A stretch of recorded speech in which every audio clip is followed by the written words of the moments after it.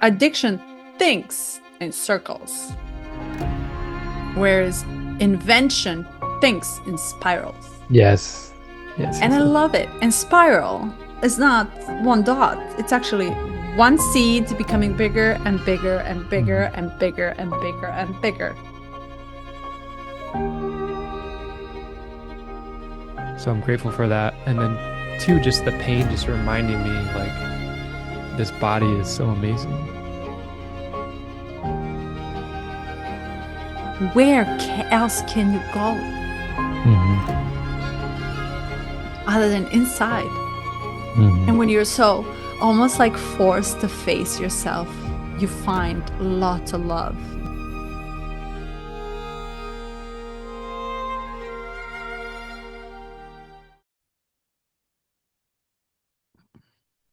Two weeks later.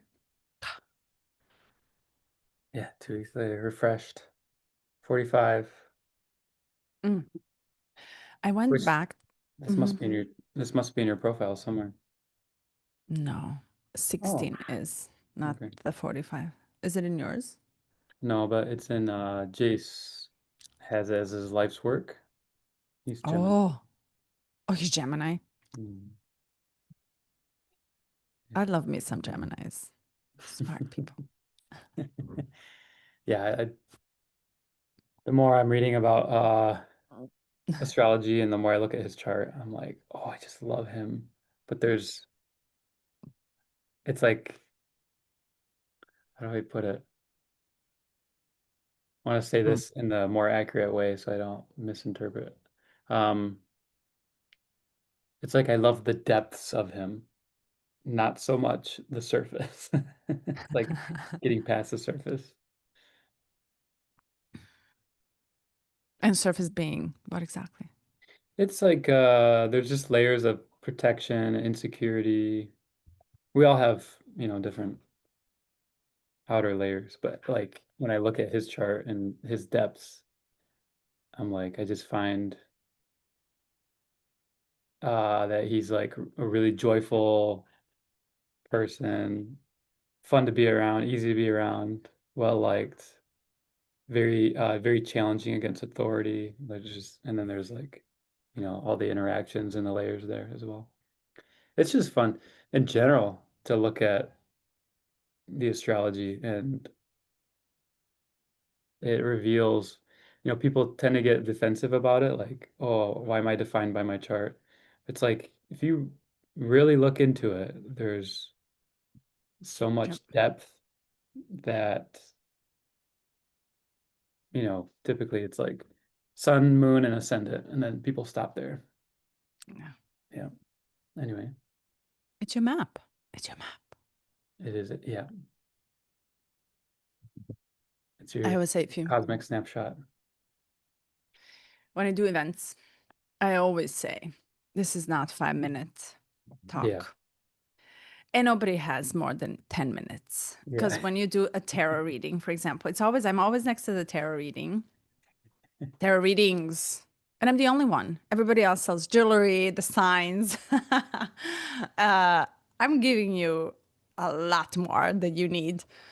And then I intermingle this with psychology of humans and therapy. And it's just a lot. And I love, as Gemini, to have that versatility, which is 60 and key, which is Mhm. my purpose. So it's almost like I have to put all these puzzles that I thrive on, that are so confusing for majority of people, into one digestible bite, and all you have to do is just bite it. And I always say you can't bite it unless something clearly you're looking for, and you're going to know your question comes down. Now you know why I asked the question. What is the question? Because I can tell you everything that you don't actually need to know right now. But Yeah. what is your question? What is that question that it's nudging you? And it's not going to nudge you unless you're in some sort of crisis Yeah. or in pain and you're Yeah. seeking, you're so over it that you want to actually find some answers. And no better way to go than to kind of, really just stop and stop by your chart. Hmm. And it's going to be very, very clear why, what, and where, and why, how long, and how much for Hmm. you. And it's really cool. I'm happy. I'm waiting. Well, I don't feel ready to look at yours yet. I'm getting Don't into the back half of the book, or the more like the last 20%. And love it.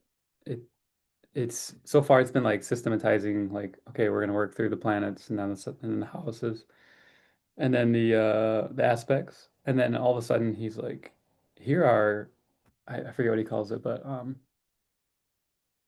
uh I kind of want to look it up. It's like the entire picture of the chart, and then how it can manifest in different, yeah, the stellium, planetary pictures. Mm-hmm. So like the kite, the easy opposition, that sort of stuff. And then when he's introducing that, I'm like, okay, now I feel overwhelmed because it's bringing all of it in. Um, which is good though. I'm recognizing that I wasn't expecting to have this mastered, but I am like I am consuming it. I'm like feasting on it. And then now there's an aspect of like wanting to kind of slow down a bit just to give myself a chance to digest and then maybe come back to it. But it's funny because I've been talking with people frequently about astrology, and I I was love it. telling Carly, I'm like, Melitza always says, come with a question. And I'm like, I think it's bullshit because it's so interesting. Everyone's chart is so interesting. And then I asked a friend if I could have her chart and her kids. And then I was like, oh, this part of your chart is so interesting. She's like, how so? And then I sent her some stuff, and she kind of gave like a brief answer. And I was like, damn it, Melitza. Love it. I still find it, I'm learning a lot, but it it's like it's selfish for me to approach it that way and to just dump on people. Yeah, because I don't care what you Yeah. have to say. I care about what I'm dealing with right now. Yeah. So help. And it's actually similar to coaching and therapy too. It's like it's not what I know. It's about what you want to find out, right? Yeah. So Mhm. and then I can guide you because there's a library and I happen to just have so much time to read many more books than you and you're busy. So you pay for the concise bite of that question. You remember Mhm. how I asked you, what is the question you're going to pay $300 for? Eh? Yeah. Oh, you're going to sit and you're going to analyze. But you know what's cool is that it's all, I find it as a compounding knowledge. Mhm. And similar, we're talking now about the 45th and the, like one of those long term things that you enter, and you better love it because who's going to want to do this for 10, 15 years just studying? Yeah. Yeah. Yeah. And when you enter with that, then you have so much space to stop, to pause, to come back again. And I've been doing it for years. And I just signed up for Academy for it Mm. next year. And I'm like, perfect. Every Sunday, I'm going to just add and add and add and add. And I'm doing the book clubs on it. And I was like, this doesn't stop. It's Yeah. actually more you feed it, the more you become versatile in it and richer. And yesterday I had an event again, and I'm like, okay, if you have, I go 22 minutes. For some reason, my friend said, put the 22-minute mark. And I was like, this is not going to be 22 minutes. You know, it's going to be like way more than that. And he has a line of 10-minute sessions. And I am like offering, you have to have time for it. And then I'm explaining to them, it's like, it's not about, it's actually really educating. So this key, Yeah. 45, touched me deeply at the gift and city level because for a very long time, that's exactly what I'm doing. It's like, I really don't want you to pay me something that I can give you wrong information for. I refuse to take your money if you don't have exact time of your birth. And who has it? No one has it. And I was like, go to the hospital and ask for exact time because it matters. I don't want to tell you so that way all your energy and planetary energy is focused on the area that you don't even need to focus it on. If I tell Yeah. you go be a mother or whatever, you Yeah. need a home, this is your service, right? Nurturing part of you. And you're totally birthed to be a pianist. Like wrongly guiding you, and I cannot live with it. Yeah. So I make no money on these events, but I educate and educate and educate. And it's like a whole day yesterday. I was just talking, talking, talking, like teaching, educating, teaching, educating. And it's like, oh, what a good day. Yeah. I feel rich. Seriously. And my friend was like, again, nothing. And he just turns on like dollar bills like this. And I was like, ah, you take it, my friend. I am filled. Yeah. And it's interesting to see where the mind is going and flowing naturally. So, Hmm. Hmm. Beautiful. And yeah, you yeah. said the shadow kind of grind, the shadow kind of irked you a little bit. Hmm. Yeah. I think I Yeah, I had get it. it. I felt the same. Maybe not as maybe not as personally as you might, but You because felt the same you're when? still in the corporate hierarchy and sensing the evolution there, or the need for evolution, but maybe the stagnation, or saying the right Terror. thing but still having the system work against you.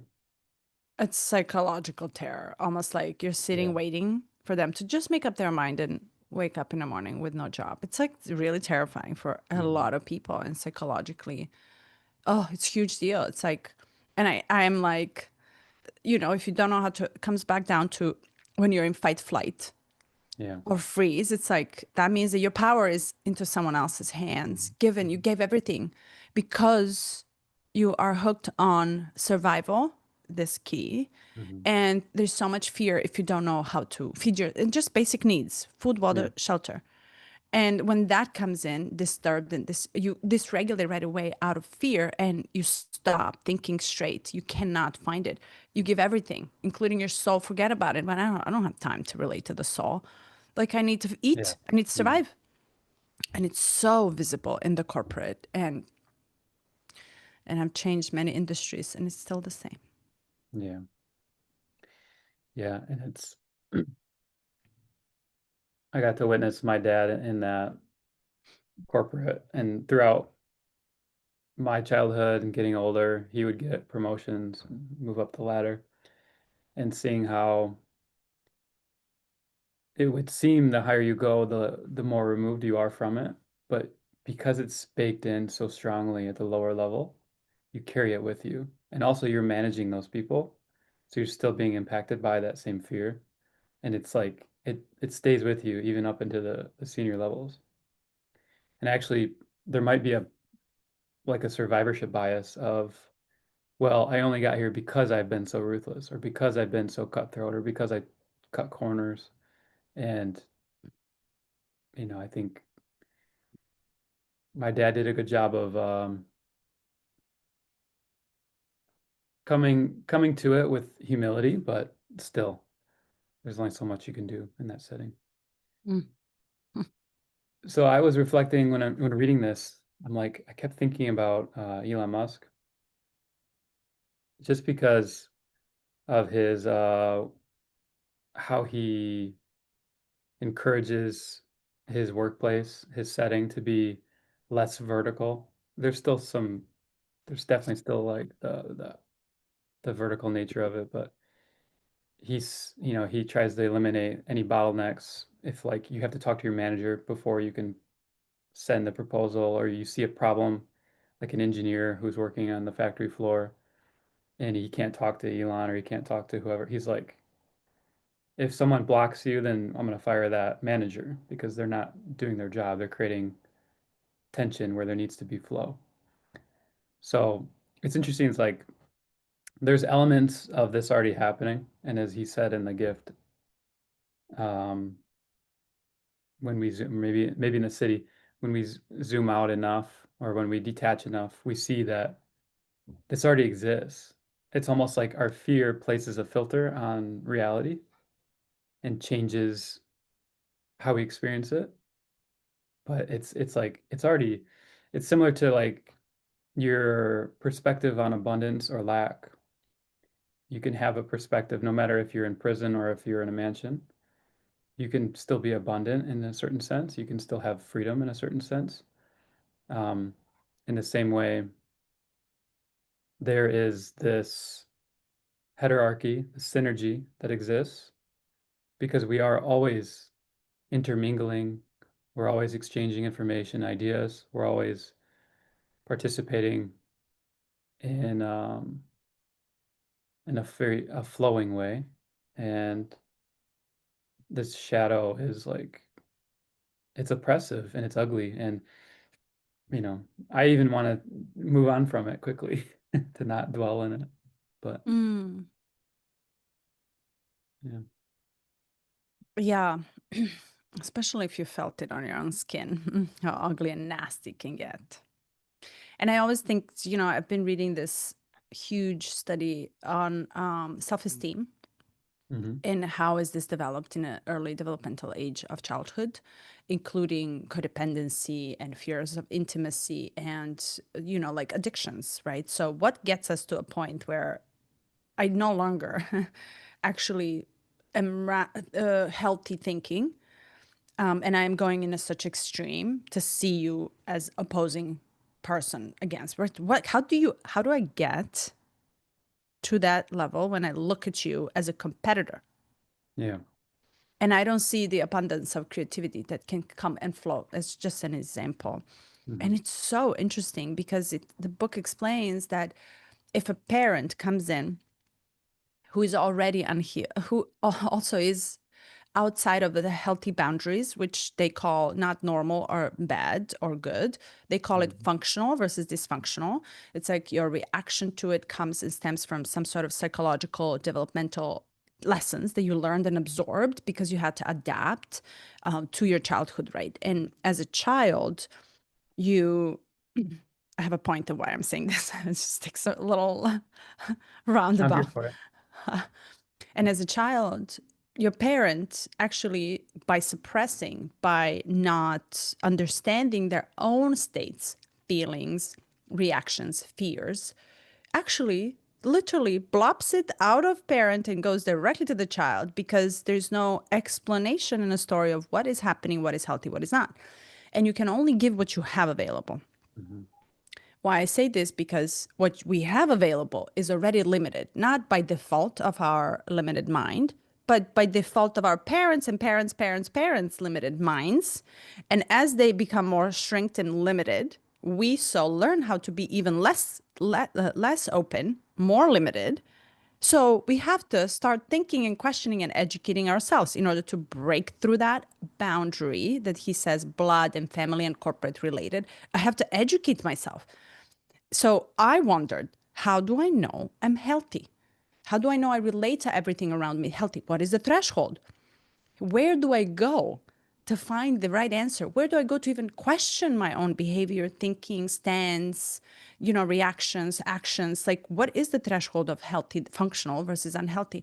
Are your emotional needs met in the past? Are you taught by parent how to take care of yourself? Are you dependent or independent? Are you too much independent? Are you codependent? How is that all developed? So, in the corporate world where the system comes to be flat, it's called flat organization, Hmm. but yet it's done in the hierarchical vertical way.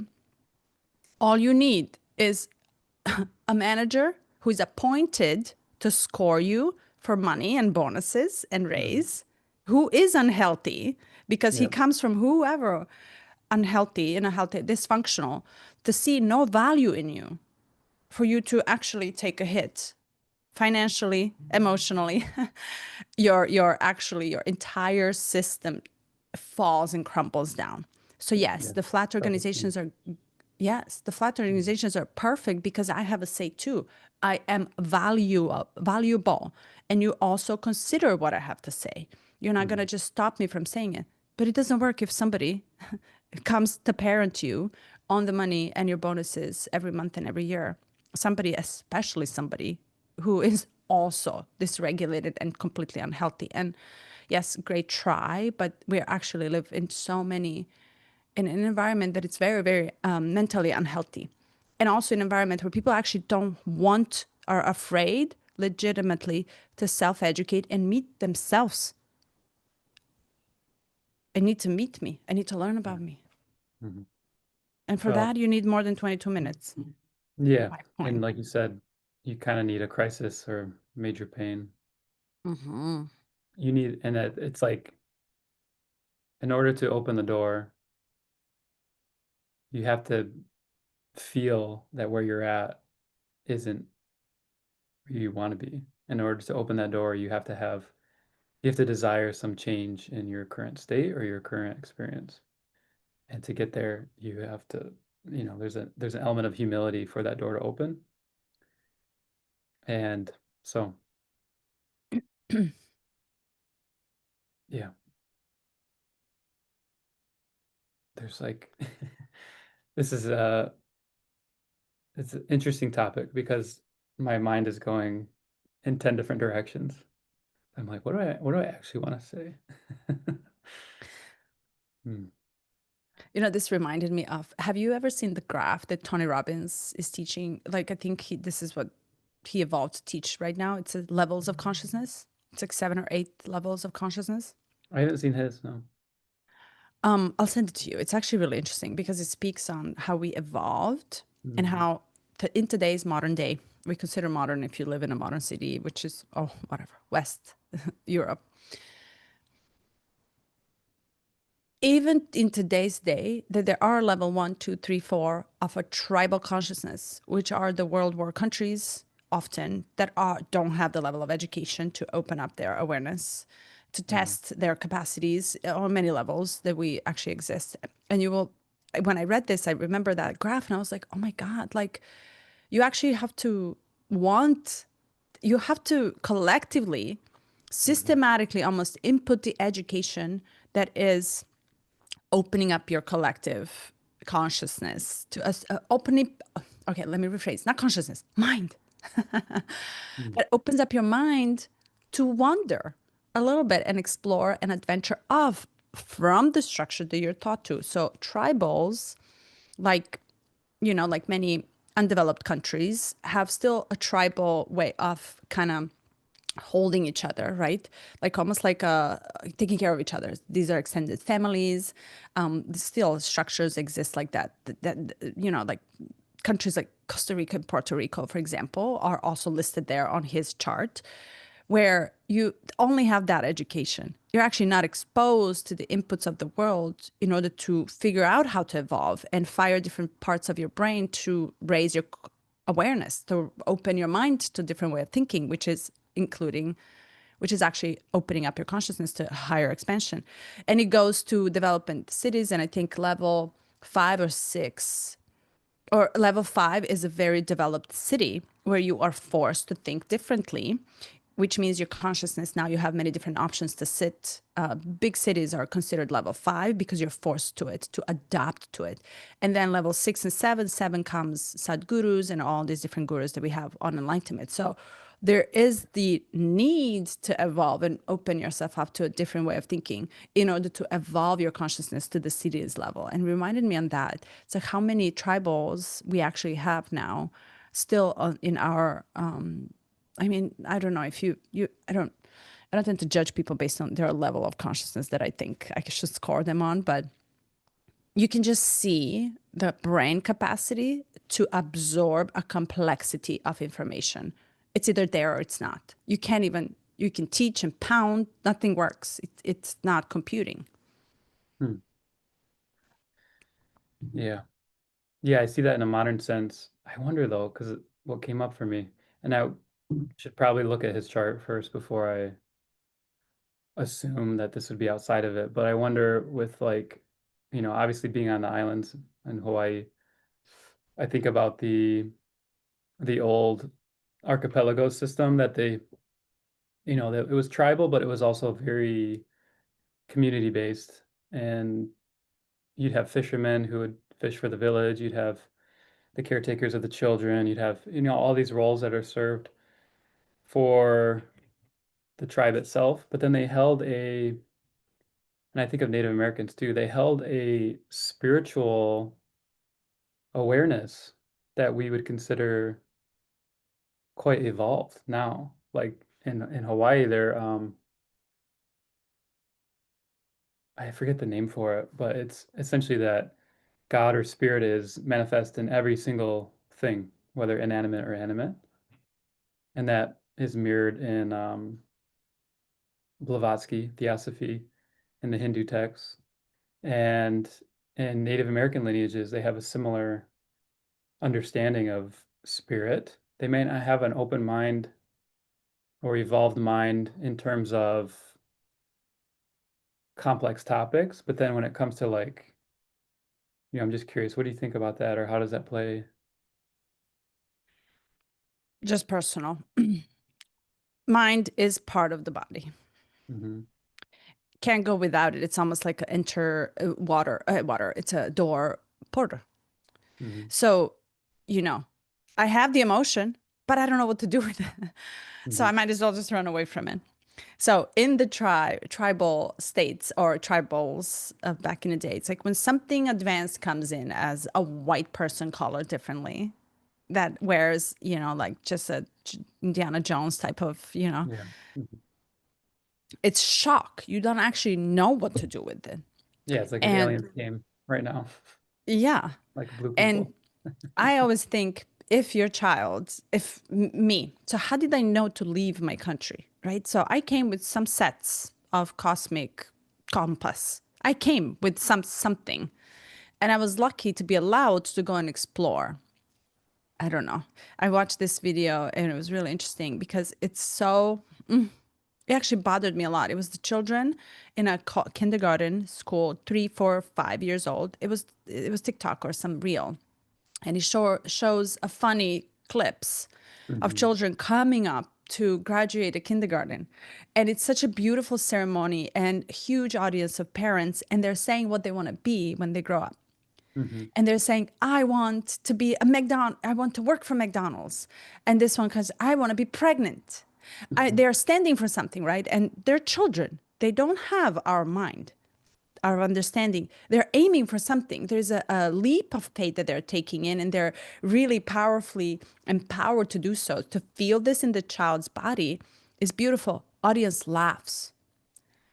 And as they laugh, you can tell the intensity of the children. It's like, oh, I'm not supposed to feel big. I'm not supposed to aim for something. This is exactly what the society is reprogramming in children. It's not funny. You have to actually honor it. You have to almost like sit there and explain why working in McDonald's wouldn't work for your future, for example, but give them some sort of understanding so they can set themselves up for the world to come.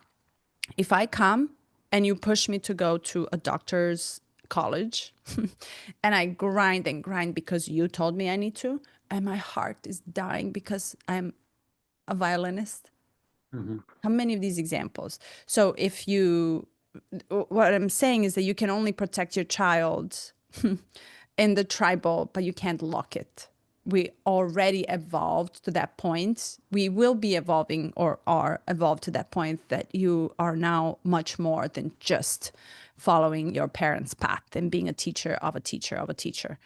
So you want something else, right? So there's this desire that comes in desiring something else. And what happens if you live in a tribe and your your child wants to go to Juilliard? What happens? Yeah, I don't know. I, personal Yeah. point of view, I don't have a children. I like to study them. I don't have them. I won't have them. So I'm just wondering because I was once a child. And I was like, how did I get to where I got? Hmm. Luck? Well, yeah. Hugely dependent on the parents who actually know to read, to study, to analyze. Hmm. Hugely.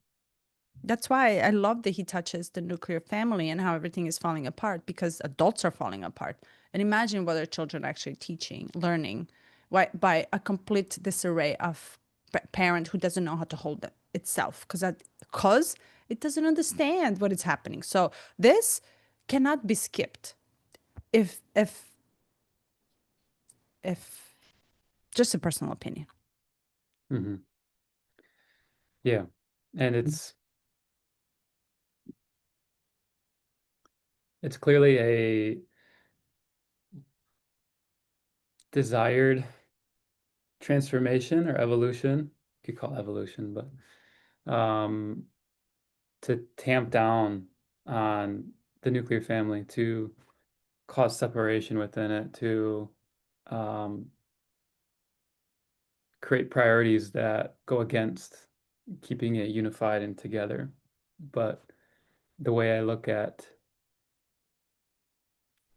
life in general, especially in a zoomed out view, is, your approach, you're given challenges so that there's evolution that occurs, so that it can occur. And all of our darkness, all of our shadows are so that we can see the light on the other side, or so that we can find a new method, a new path, or a new paradigm to step into, to live. And our children are going to be facilitating that transition, especially, um, as Richard says, the children that are born in 2027 and beyond are going to come in with a whole new set of potentially genetic awakening, like more genetic information than what we had and what our parents had. And what will they do with it, But it's also coming at a time when technology is rapidly expanding beyond even the people that are at the forefront, like building with AI, are saying, they're like, I almost feel like I can't keep up. And you're like, what do you mean? You're the one that's putting this all together. Um, Mhm. and Elon just said in a speech the other day for Tesla, he said, if AI can get to the point where it collectively surpasses human intelligence, so like AI is smarter than all humans put together combined, then he said it doesn't make sense to be the overlord over top of it. We would just kind of be facilitating alongside of it. It's almost like right now it's like humans and we're bringing AI up, and then it's going to be intelligently, it's going to be up here. He's saying control wise, we should be parallel to it, horizontal to it, instead of over top of it, just to make sure. But he's implying that we have to let go at some point because our need for control will stifle our own evolution. And, whatever our beliefs are around technology and AI, it's just interesting how it parallels here.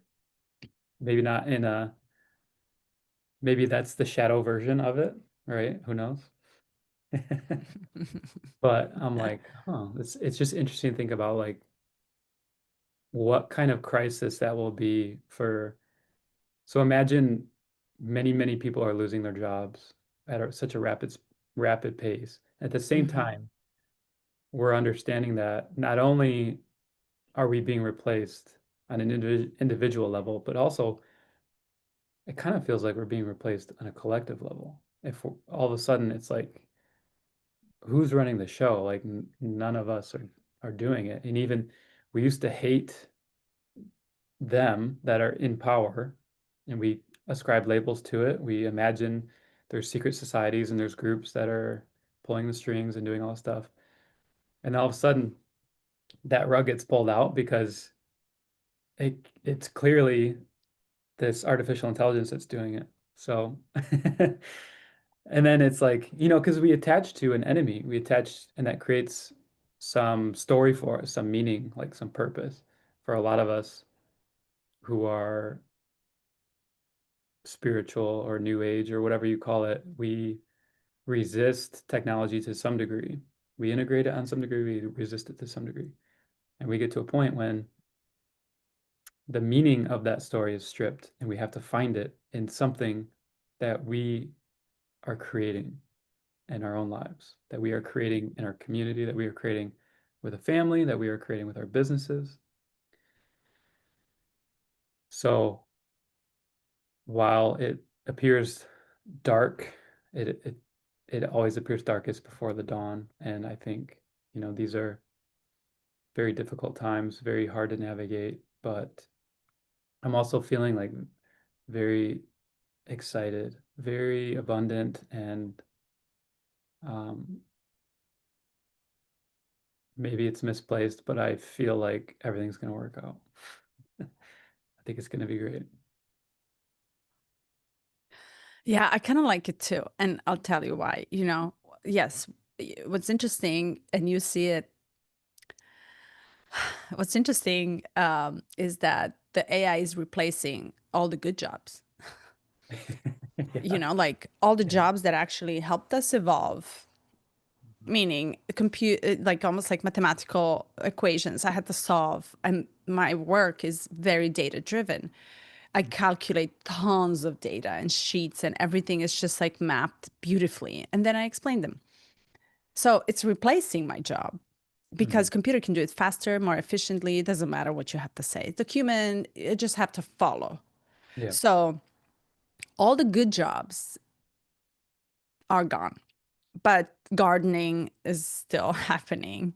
You Yeah. know, like Labor jobs are the still there mow, I have to mow the grass. Yeah, labor jobs are, it's, which to me is like, for now. that doesn't involve you.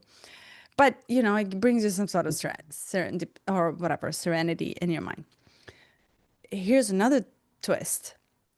Because I know my job is out pretty soon, of course, I'm going to try to find another one in order Mhm. to survive. I'm, watch now, I'm now overly qualified for the job. And they don't want me because I know too much. I'm like, knowing Mhm.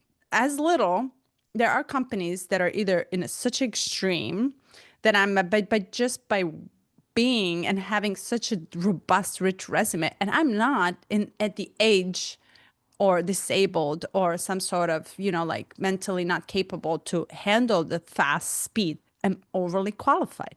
So Yeah. now I'm rejected for knowing too much Hmm. because it's hierarchical. Yeah, because you wouldn't fit. You can't know more than your manager. Hmm. Again, I'm gonna get bored. He knows already. And I was like, I know what you said because I'm gonna get bored and he's not gonna challenge me to evolve. So there's Yeah. nothing to challenge me. And I was like, it is true. So not only am I not needed in such extreme companies because I'm replaced by a faster computer, but I'm also not needed because I know too much in a slow-paced companies that are keeping up and trying. And I'm like, well, there's no way. There's no other way than to figure out on my own. And what is coming, which makes me so excited. I was like, grill me on the sides like this, like to make me suffer in a sense of because only then I will have to figure it out. And that's where Yeah. that survival kicks in to say, oh, but what you're creating, what I'm now having a chance to create is something that is sustained. And I refuse to do it in a fast pace, even no matter what circumstances. And I don't know what's going to come, but I have a choice for the first time ever that I'm not following their agendas, that rather than I'm actually realizing, oh, I have a choice to build something that comes out from who I am. And who I am is, well, Piscean energy, who I have been secretly growing all this time. So if Hmm. I'm to talk to, and what is happening, here's another thing, which is so cool with this gift. What is happening is that I am raw, honest, and transparent, speaking that I cannot do it alone, which means is that I need you, and I need you, and you, and you, and you. And I am face to face with people that still think they're in for themselves only. So Hmm. I'm already saying, look at this around. Example, we just went to an event and there was like 25 of us and we paid a fee to attend and then offer our services. Nobody came. Rarely did someone came because the marketing was not done correctly. But yes, we still attended. What happened, I was like, let me put it in numbers. One person organized the event, took all the money. Nobody got their money back or plus over. We wasted 8 hours every day. And do you think this will sustain? And then I asked, can we replicate the same exact event, but actually combine with the energies that we feel from the heart can be helpful and healing people? Hmm. And who do you want to invite in your circle? I asked my friend, who do you want to invite in the circle? And will it be someone who can make you quick money, or will it be someone Yeah. who you desire to come back to again when there's a need for it? Yeah. Very specific filtering out of the energies based on your frequency. And I'm like, oh, yes. And for this, it's not going to happen overnight. It has to take its sweet time. It's a long term.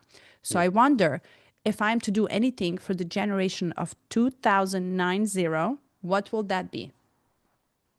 I'm out of it. I'm out of here before Hmm. 2090. I'm out of here. But what am I leaving behind? Yeah. Yeah. And if we can evolve to that approach to business, you know, maybe you and I being leaders there, and then other people as well. But I think the quarterly report, public company culture, and the Capricornian age, Mm. Pluto, Capricorn, has caused, has created this structure that needs to be changed and that needs to be more dynamic, more fluid, more social, more integrative, And more soft. and softer. Yeah. Yeah. So I That's think why it's it's, coming. And I think having a long-term approach to anything that we're doing, I think that's going to be the filtering mechanism and where most of us will find meaning when we enter this meaning crisis. And I think you and I are at the forefront because we're actively contemplating these ideas and these challenges and these evolutions. But as collectively we enter the meaning crisis, I think people will find stability in um, in having a long-term approach and into framing it as what will I enjoy doing or being challenged by, and that will help a greater amount of people in 10 and 20 years. What's something that will sustain that I can keep doing? yes. And what is that? What is that? Are you asking for me or just Hmm, hmm. I mean, if you have it stored somewhere in your subconscious, if you can bring it up. um oh, this came up in the gift today as he was talking about how businesses will, let me find it real quick.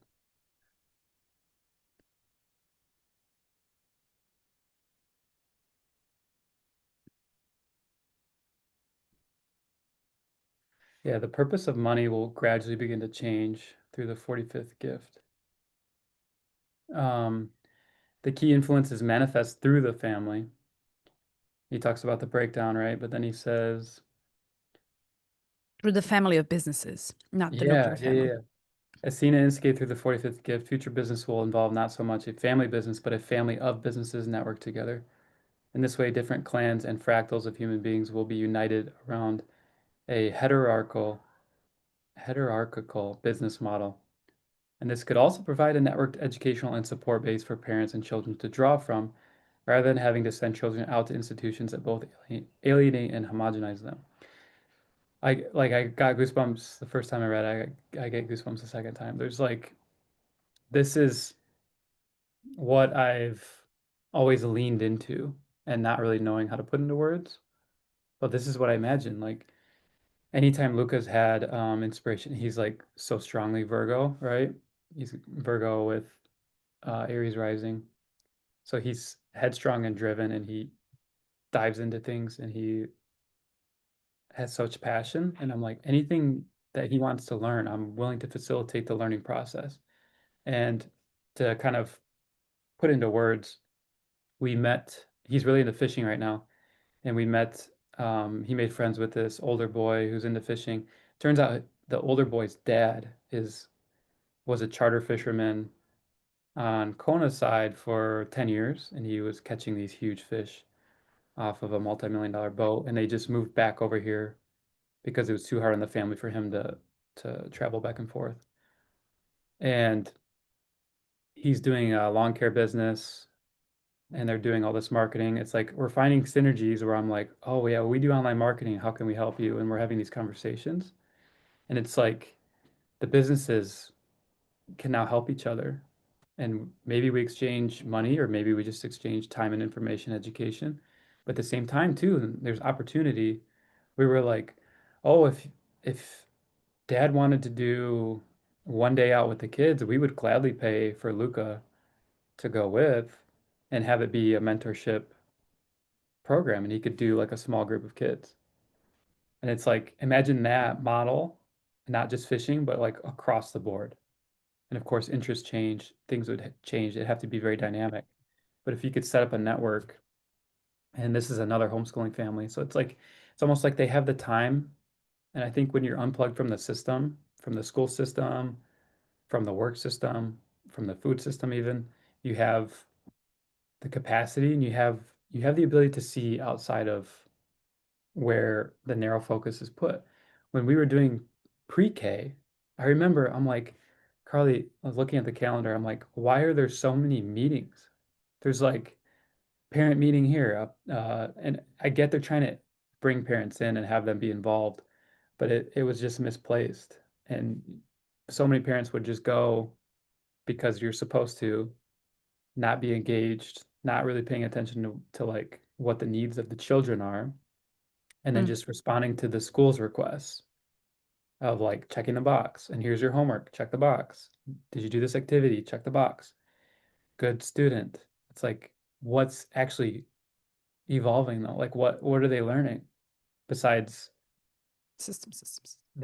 besides like the things that you determine are important for them? And I'm like, he's learning so much more now being free. And of course, we get grilled by like grandparents and stuff. Like, what? So you're not going to school? So did you do your math? Are you doing math?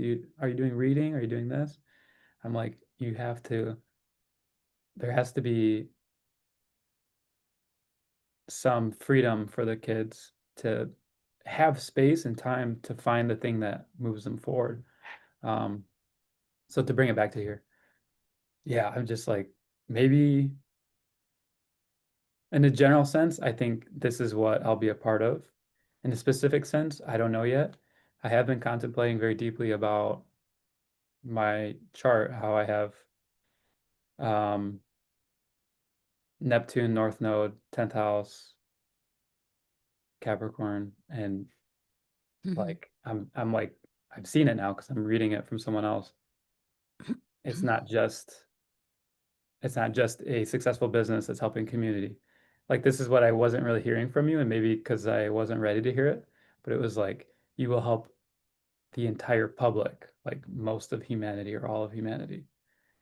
And then it's opening my mind up like, okay, this is much bigger than what I thought it was. I don't know how I'll manifest it, and I still have time, obviously, but also let me approach it at that level of like, would this be that big? And would this last that long? Like, can I have a very long term horizon and a very big picture view of what service means in business? So that's where I'm at with that. And you're also your North Node. You don't know North Node. It's very new. It's like going to a new school, new country, new planet. So you're supposed to find it. Yeah. And if you know what part of you you're operating, then there's a difference, right? And the reason why I asked earlier the question, because you were mentioning you met a person and then suddenly you can exchange something. Mhm. But this happens when two entities, individuals, businesses know their own value. And to Yeah. know your value, you have to know your story. And your story, if operating from the scarcity, is fast, quick, take advantage, and almost like you're either below, you're in a race. But if your story of value or your value is really core of who you are, which comes to that understanding of self, then actually you realize that nothing can break you. You will Mhm. maintain that for a very long time until you're here. And somebody else can come in with the same exact concept, but stories are all the same. They're just rewritten and narrated differently with the personal, unique story of valuable note, right? So it's almost like the only thing that changes is how you narrate it. You add your own uniqueness to it, which makes the whole movie different movie. Mhm. And yet the same story circle. So the power comes. So why I say it's like, what is that will sustain for a long term? It's not I am powerful anymore. And as such, who read so many more books, went through so many certifications and programs, I take all your power, which means now I'm your mentor, your teacher, your coach. I know much more. And you have a problem, which I don't. And you're going to come to me and I'm going to take your money and I'm gonna move on while you're way behind me trying to evolve yourself. No, that is actually what got us here, how I think. Rather than I'm going to guide you back to your power. What that means is that I'm not going to take any of it. I don't need it. Why? Because I have my own.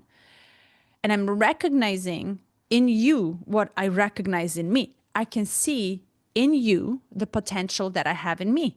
Hmm. So while I'm wasting my time figuring out you, relationships, business ownerships, why are you so valuable? I'm missing myself. So the moment I come back to me, chart, you realization, it's like it's not me that needs to tell you your value. It's you that needs to realize it and come to that agreement, acceptance that you are a big deal.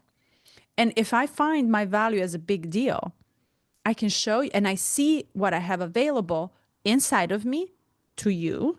I can guide you when it's your time, but I want to guide you back to you. That's the difference. I want to show you the value. So, what stays, what he explains, we need to educate, not first ourselves, to find that healthy balance, functional balance. What is healthy in today's world, really?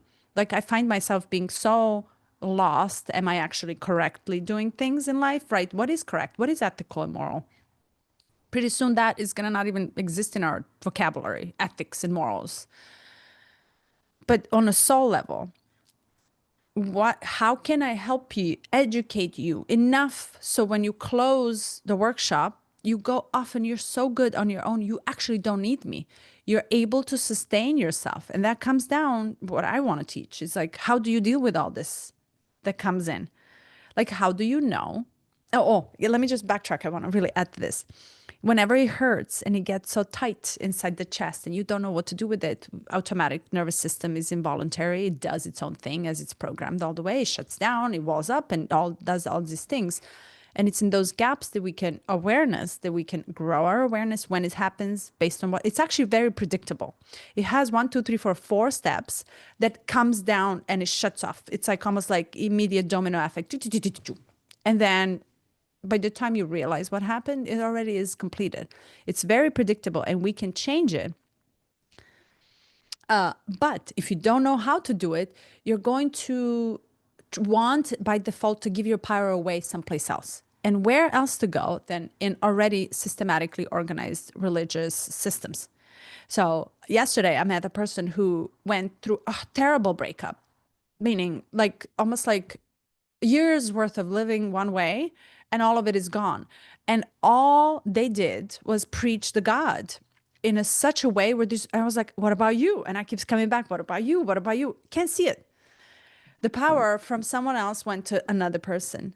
It's still not there. It's still Yeah. not there. It's like, oh, but I'm a Jesus. I call myself a Christ in Jesus. And it's like, I get that part. Like, right? You have to, but there's so much power giving away from ourselves. And I believe, I really deeply believe that when you teach someone to come back to their power, that is what sustains for the long term because you will know how to sustain and look in the face of everything that comes your way. Your power, your concrete trunk of the tree. It's like it has to be like, oh, unbendable. Oh, Yeah. I love it. Yeah. This is interesting that you are experiencing that over there because I'm seeing it over here. There's um there's two people specifically who were very spiritual community, like crystals, tarot, occult text, all this stuff, and then now are like hardcore Christian. Like you can't talk to them without. eh, Carly and I have a saying for it. It's like Bible talk. It's like every message is filtered through this, and it sounds like you've lost your personal power, like your awareness. And I'm like, okay, I don't know why this is kind of occurring in the world. I think it's maybe to find stability where there seems like there isn't very much. So you give your power away because you're like, what else is there to lean on? And that's typically the message that's given in church. But I was speaking with this new mom, the same fishing family, the mom of that family, and she's like, well, she mentions like, I'm a Christian, so this and this and this. So we were talking about astrology, and she's like, in the church they say don't look at that stuff or don't mess with it because it can lead you astray. She's like, but I don't think so. I think it's part of our story. And I'm like, yeah.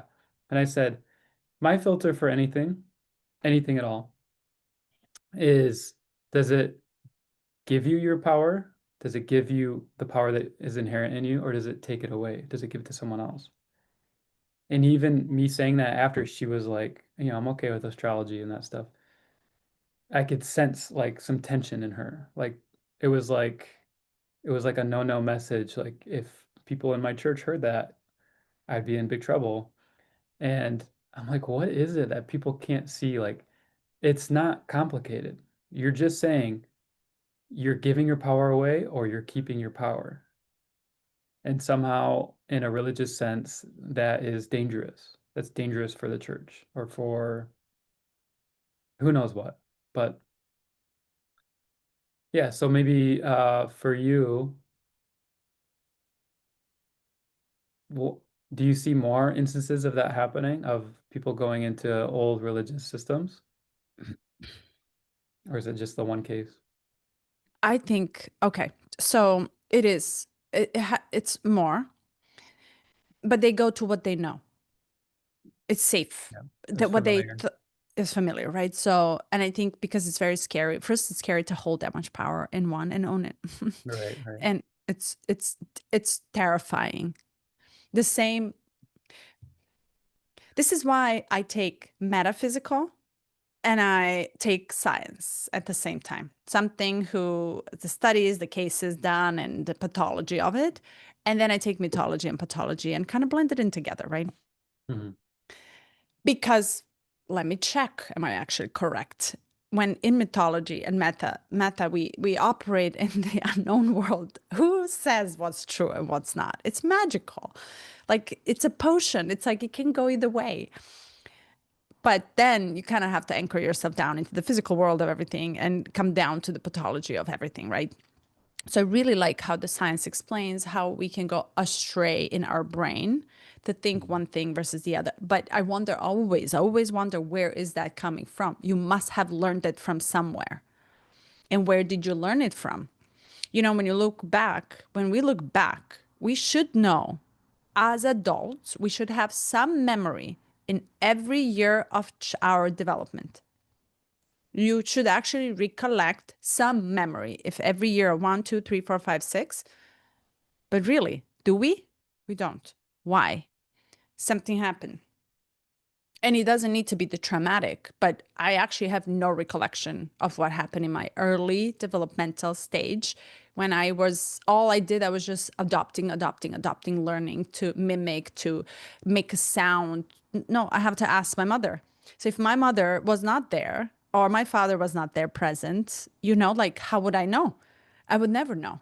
And you can't just pull out of subconscious memories, out of your unconscious part. No, they can get triggered, they can get reinstated, but you're not sitting there trying to find them. It's impossible. They're shoved away. So you have to find some process. So to answer your question,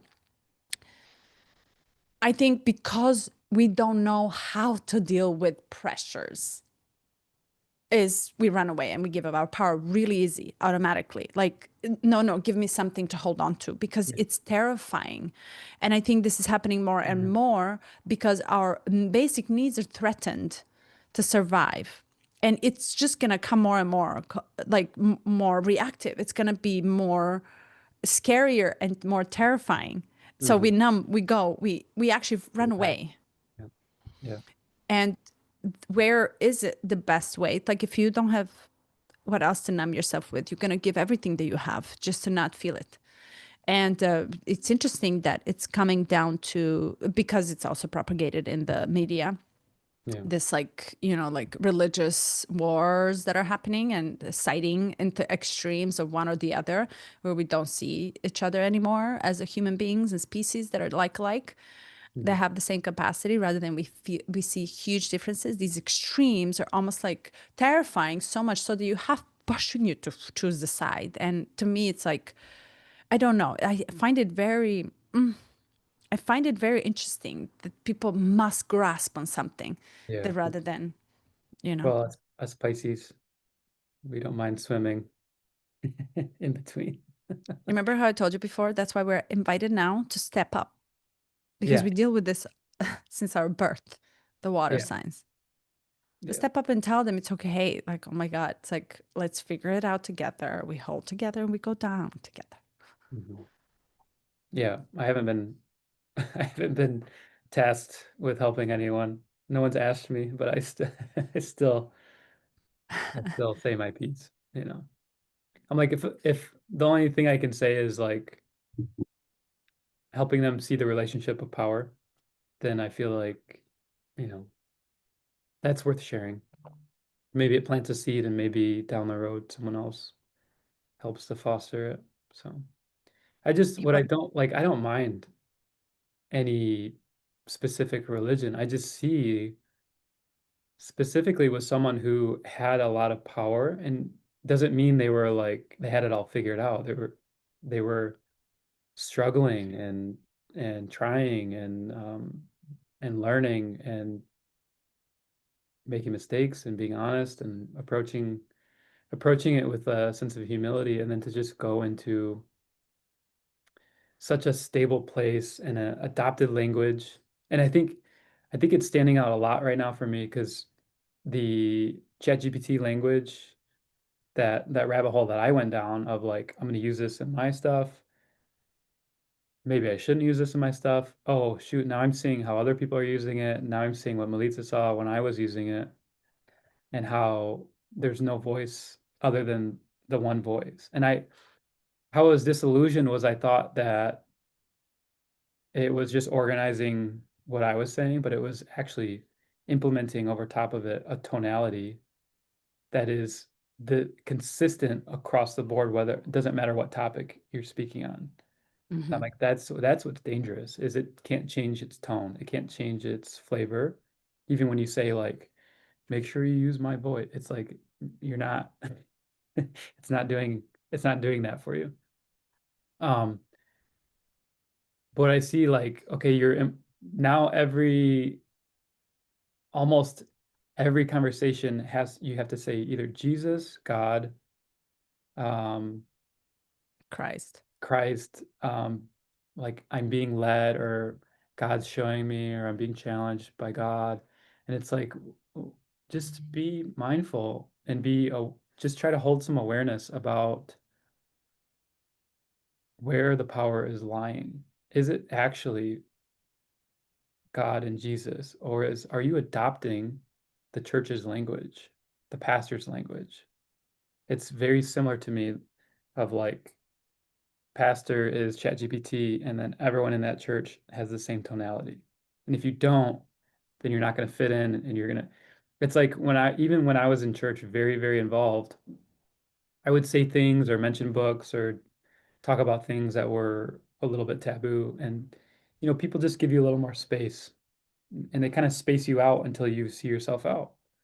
That's kind of how it works. It's like, it's a very soft way of excommunicating the old church model when they would just like kick you out of the town or if you're a witch, burn you at the stake. So yeah, I don't mind like Hindu, Muslim, Christian. I think it's all good. It all points the way to something that's true. You just be careful not to give away your own autonomy, your own power. And educate yourself. Funny Yeah, yeah. story. Hmm. Last week, in LA here, we have a Yogananda Ashram Center for Hmm. meditation, and they're beautiful, they're gorgeous, and Yogananda Yogi. And I was surprised because I just discovered them, and I was like, okay, let me just go to a Beverly Hills one. It's a center which is beautiful, and you can service, and you can also do the silent meditation. Okay, let me just go and try. And I really miss meditating in silence a lot, but in the collective environment rather than alone, right? And which, you know, Vipassana would be great, but I ran out of time because it's like taken out really fast here in Joshua Tree. So I didn't apply on time. Mm. Anyway, I'm going out there and I was shocked. There's a tiny little center with beautiful garden. And then I'm entering the parking lot, and the guy in a suit and tie comes in and kind of like with the dark glasses. It's like, parking lot is down. And I was like, this is weird. But okay, I'll play the game. Like as if, Men in Black just showed up to guard this entire center. I found it really interesting. But as I was driving around, huge medical center that used to be and a massive center of Scientology right next to it. You're Mm. talking Jungananda Center, this big, tiny, and then Yeah. this massive structure of Scientology Church. It's a headquarters. Huge. Like, and I went through many Scientology. I mean, you drive here, you drive them, and there are churches everywhere here. But, Mhm. and then I'm like, oh my God, they're kind of back to back. They only have one wall together. So I wonder, how do you know where to go? Why wouldn't I want to go in a beautiful fountain, organized, a massive, it's beautiful, it's gorgeous building. How do you know where to go? It's like you have to freaking educate yourself. And then I Yeah. asked the lady who gave me Yogananda book for free. And I always wanted to read it, and the Bhagavad Gita as well. It's like, okay, well, that makes more sense to me than just reading a religious text that a human wrote. And I was like, so what do you, okay, can I ask, if you don't mind, can I just kind of poke and ask, what about, how do you, what about this big building behind it? And she's like, don't ask me. We were here in 1912. They just bought it and brought the whole system here right next to us. And she just like freaked out. It's like, Yeah. it was so terrifying to her, which I found very interesting too. It's like, because you don't know. And I was like, huh, it would be interesting, I say, to read about what they preach. I wouldn't like go in it, but I'm having enough curiosity to find out what is the difference Yeah. without wanting to grab on some, right? It's like education. Oh my God, we need to really, really know what we're doing. And we really don't know.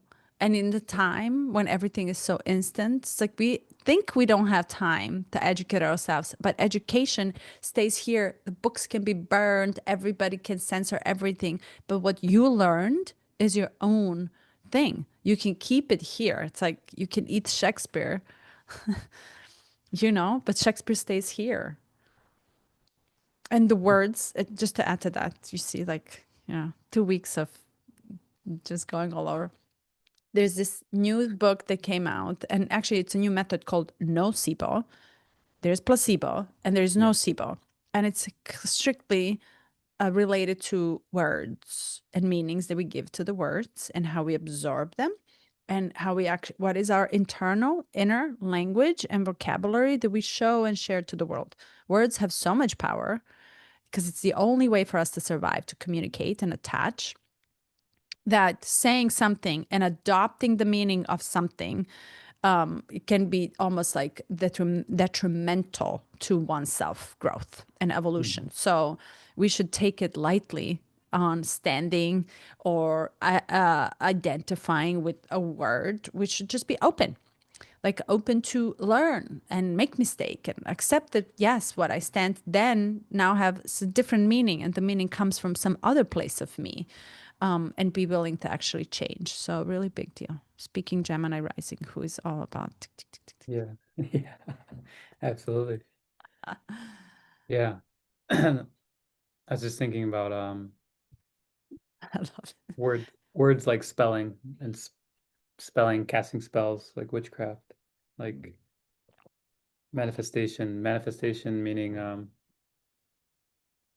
you bring it to form through usually through language on some degree, or your beliefs that you hold. Um, but you're almost saying like remove the pressure, hold it more lightly, and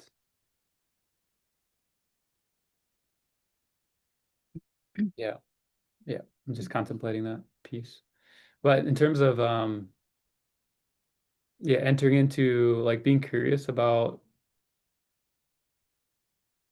different religions or systems or whatever, I think maybe one of the influences that's causing the inability to step into it with that degree is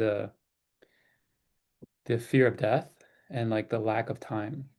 Because if you have this general sense that you don't have a lot of time, then if you're approaching a topic that might take you 10 years to understand, it feels like, I should step into this really trying to master it. And especially when you step into a system and they're imposing upon you that there are levels, that there are tranches you have to go through, that there are initiatory rites or ceremonies when you get to a certain point.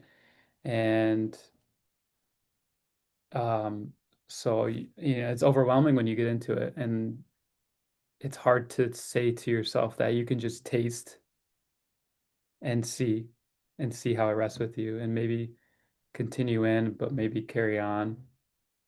It's like the system itself wants you to be all in or all out because they don't want people coming and going, um, because it undermines the profit.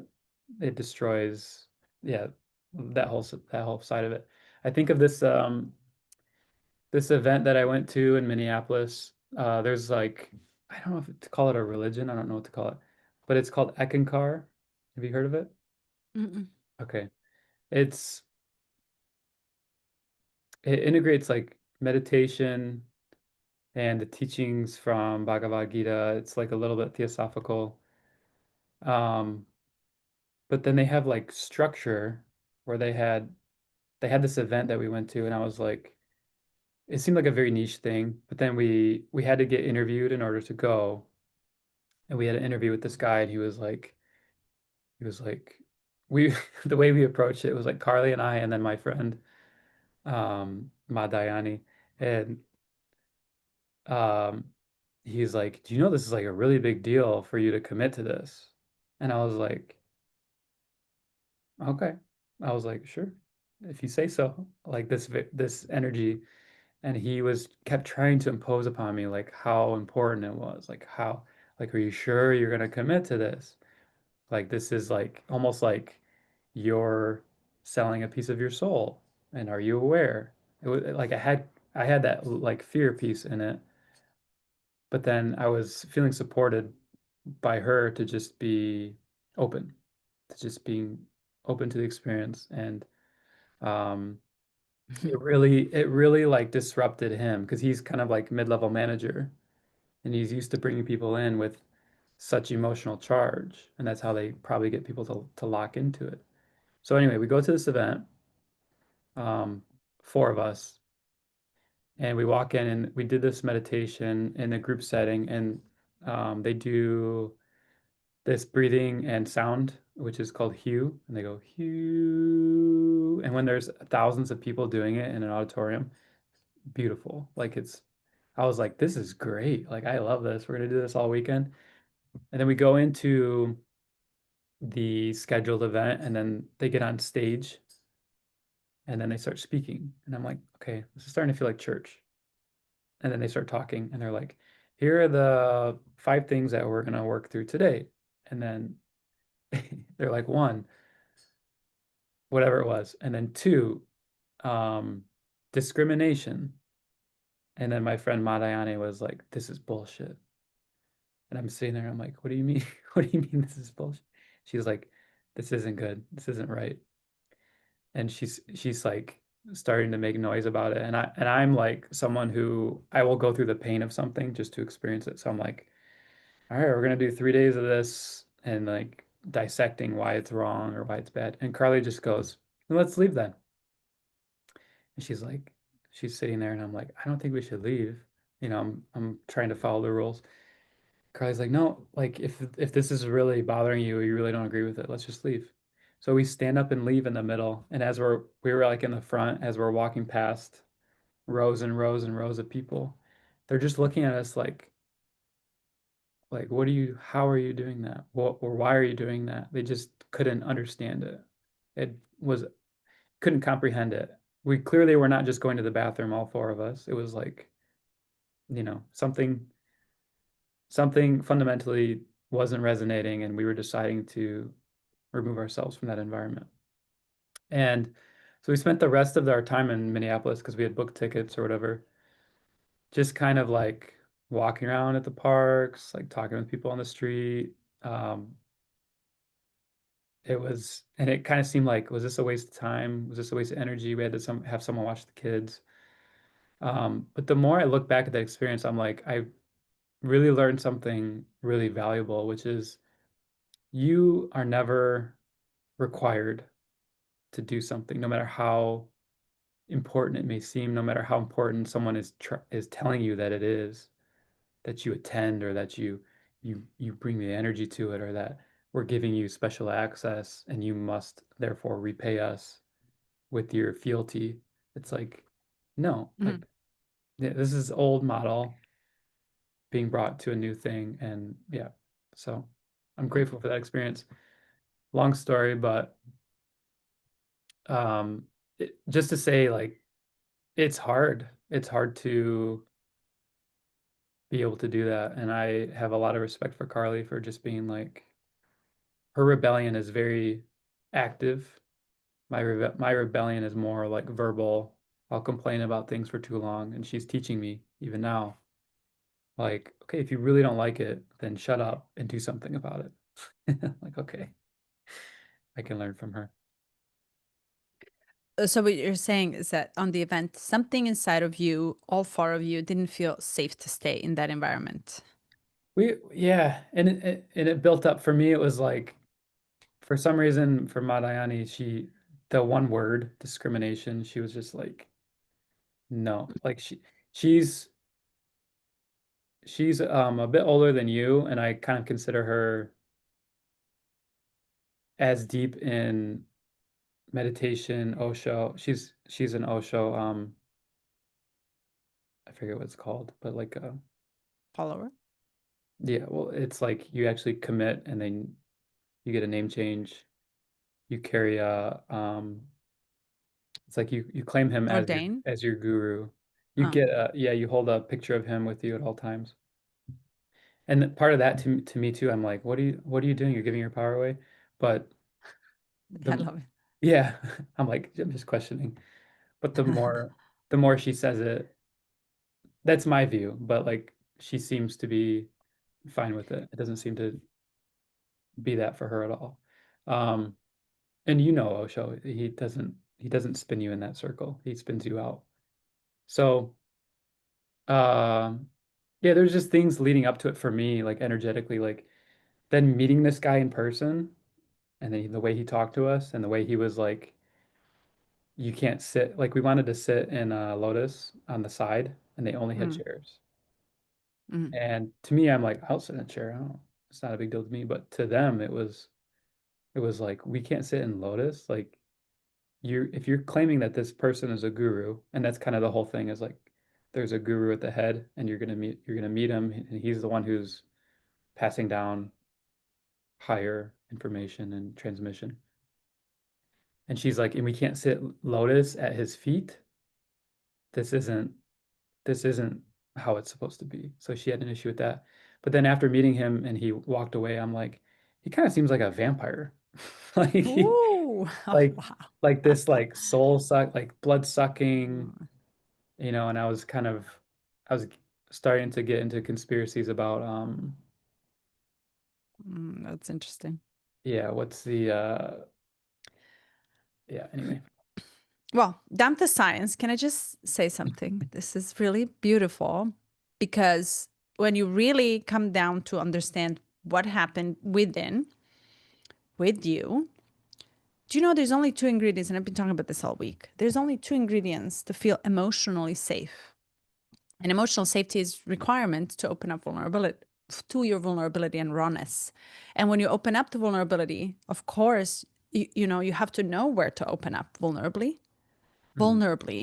to be vulnerable raw, which Yeah, is all of you. And your autonomic nervous system, who is independent of your control, does this, open and closes in the spaces where you feel you can be yourself truly, truly, truly, truly raw. And somebody else is not going to suck you out or tell you that you're wrong or kind of almost like re traumatize you again. right. There's only two ingredients that you need for emotional safety: no agenda and no judgment. Hmm.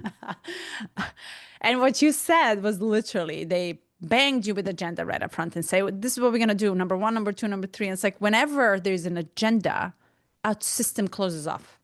Yeah. Wonder? Wonder why? Same in intimacy, same Yeah. in relationships, same agenda, structure is not magical. It's poisonous. Hmm. And when you really think, it's like, go back to self, because when did I feel safe? When I didn't have to do what someone, something told me I have to do because I couldn't explore myself in safety. I actually, the body relaxes when there's no agenda. Where are we going? What's the rush? Yeah. And You know what's judgment. yeah. I, come on. What's coming up for me is like now putting the agenda that we have no agenda, and how I'm like, shit. Because I was just trying to like, I'm like, oh, I'll solve this relationship. And I'm like, no, Eric, why wouldn't this work? Because you've done this before and it doesn't work. It's because it's your agenda still, that we have no agenda. It's like, how do you And you approach? feel it. Yeah. Yeah. How do you approach it without one? Get out of my mind. Mm, so good. So good that you recognize it. But you see how knowing what just happened is more almost like gets you back to almost confirmation. The you being you, four of you in 9,000 of them. Of course you're gonna wonder, are you the crazy one? Well, yeah, yeah, definitely. I was like, maybe we are crazy. Maybe we're right. Maybe we're wrong. Maybe we're crazy. But I feel free. And this happens all the time with people follow the masses, which is confirmation that they're not crazy. But no, no, you have to. The Mhm. mass is already crazy. Yeah. And yeah, The I idea love that how, they're not.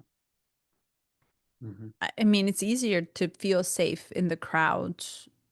You know, it comes down to that tribal way of us really ensuring our own survival is to blend in with the masses. But have you ever wondered, is the mass actually crazy or is it healthy? That Yeah. beautiful words. And you're talking about the words earlier today. You know, I often go to new words. I read prose and poetry now. Back in the day, I want to know a different words of me that so I can give them different meaning. All the good words in poetry are actually I go to etymology to see when were they used and did we decline in usage. The beautiful words of poetry, the beautiful words that we no longer have in our vocabulary to communicate with people are less and less used. If you type war, sex, revenge, all these different charged words are more and more used in our modern time. It's insane. It's like all the good ones that actually feel very safe are no longer in our usage.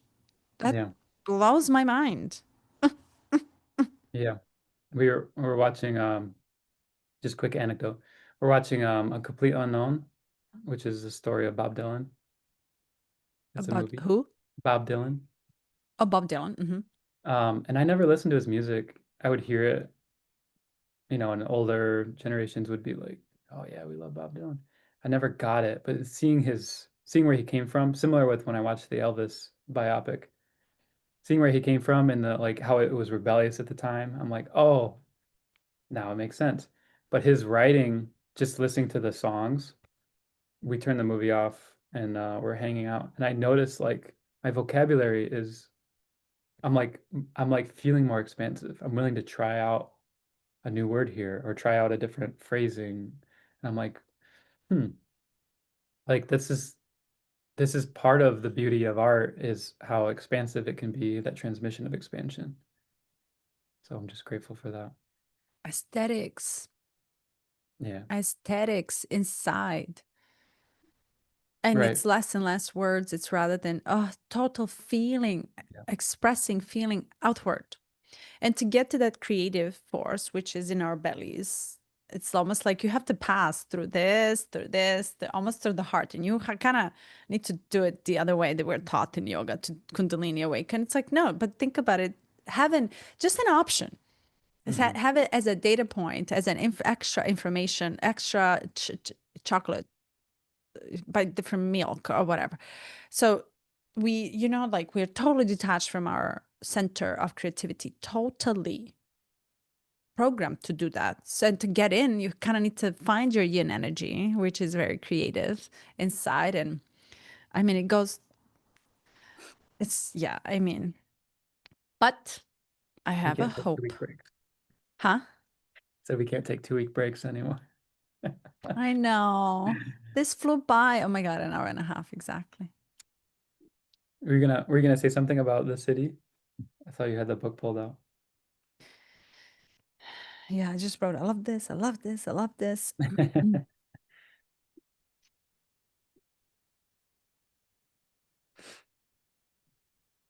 Did you have any insight or intuition about the fractal family of 12 with a mystical 13th at the center?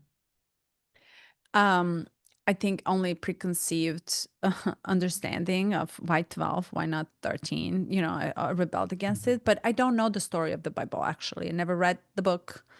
Never went to church to listen to preaching. So I don't have the desire yet to learn about it, to understand it. Nor but How yeah, about the tell zodiac, me. Mm, 12 zodiac signs? interesting. Mhm.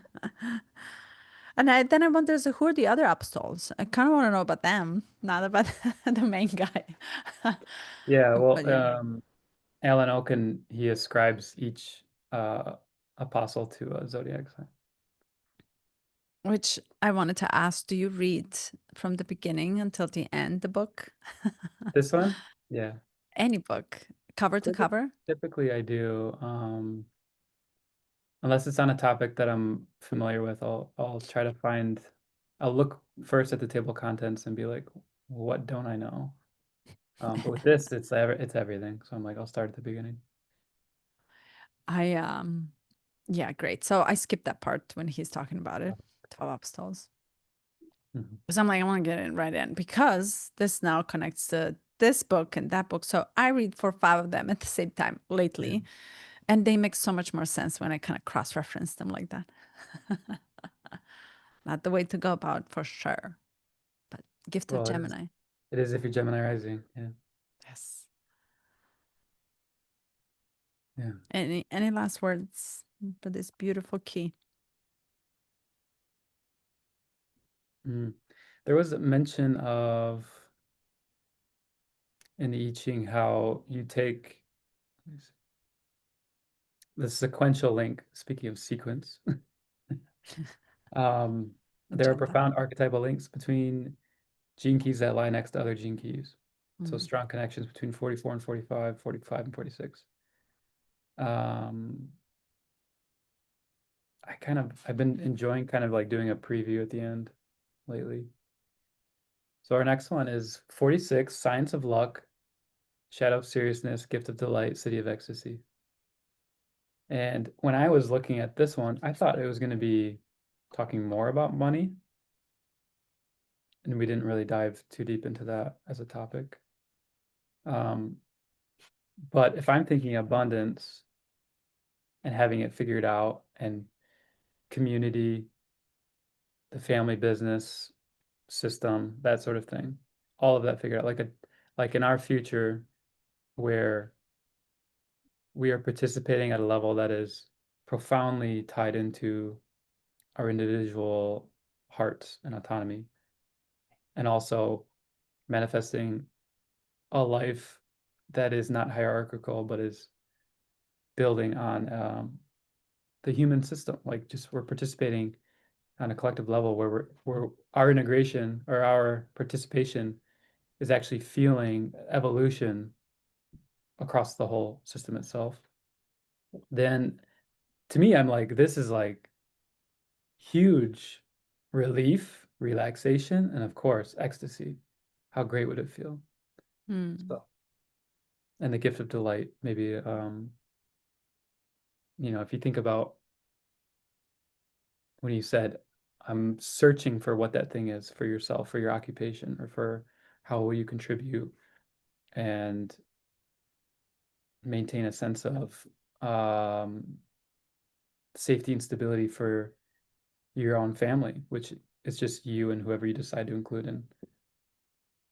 Then if you imagine that created and manifest in the world, and that you're doing the thing, and that it's being received, and that you're participating, and then like it's just like each moment, each day, each month, you can feel expansiveness in it and how you're connected. I'm like, what else would you feel besides delight and relief and ecstasy, relaxation? So, all that to say, Mm. I'm excited. This was beautiful. Um, Definitely had some tangential energy today where I just I could feel myself running away, but it's just good Running to away. running away, meaning this just maybe it's good too. I don't know, but like letting the story completely unfold. Usually I would like chop it and say, how is this related? So, Mm. No agenda. Mm. right. Continues. Oh, and two, yeah, just one last thing. Um, in looking at your chart, this isn't the Hmm. chart interpretation, but in looking at your chart and all of your squares, I'm like, wow, I feel very lucky that you have committed to this process, to this, to this. And I know we've talked about commitment before and how you and I both need it. Um, all that to say, like, I do see in you how you've already evolved quite a bit beyond just like if I were just to look at the chart and not know you, I might assume that you wouldn't be able to do something like this. So I'm just grateful. The difference is from which part of you you're doing it. Hmm. And something inside the seed of self speaks, almost like operates for this. It's like, absolutely. I would absolutely stay for a long run as long as there's exchange. And this is, you remember when we were talking, it's like, yeah, I can do this alone. One of my mentors said a few weeks ago as I was attending the class, and she comes in and says, okay, so do you ever have a self-pleasure practice? And I found that really interesting. And the other woman was like, yeah, I do. I hug myself. I hug my knees. I hug the trees. I love the grass. But, and then she goes, but you want to say hugging a tree and hugging another human body feels very different. Boom. Stop, silence, speechless. And why I say that, because yes, you can do a lot of things on your own, but when you do the things that you absolutely enjoy and you're open to share them with someone and exchange that with someone, it's not work. Yeah. It's not pressure. It's not, I think this exactly is what sustains in the long run. So, based on my squares and my chart, yeah, I don't dedicate myself unless my heart is in it. And Yeah. wherever there's my heart, it's a long journey. So, everything I do, I know if I'm doing it from the heart, it's a long term. And the benefit and gratification is not going to come right up. Hmm. And that's how I know I'm in it for a very long run. And as long as there is an exchange, of course, it's like to me, the moment it doesn't feel right, it will stop. And I had always been consistent in it. And I always say it to this day, but for some reason, it feels right. Yeah.